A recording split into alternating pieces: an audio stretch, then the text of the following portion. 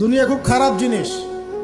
মানুষ মানুষের অবস্থানকে মূল্যায়ন করে, মানুষ মানুষের অবস্থানকেই মূল্যায়ন করে, কিন্তু আল্লাহ রাব্বুল আলামিন আপনাকে সর্বাবস্থায় ভালোবাসেন। আলহামদুলিল্লাহ। এই যে আমরা এখন অনেক পাপ করছি না, আল্লাহ কি আমাদেরকে আযাব দিয়ে ধ্বংস করে দিয়েছেন?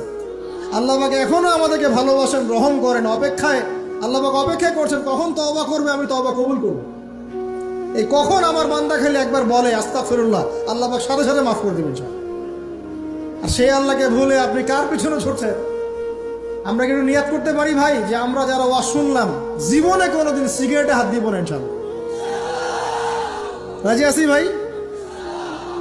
অন্য বড় বড় জিনিস তো বহু দূরের কথা। আচ্ছা, অনেকে রাজি হয় নাই কেন?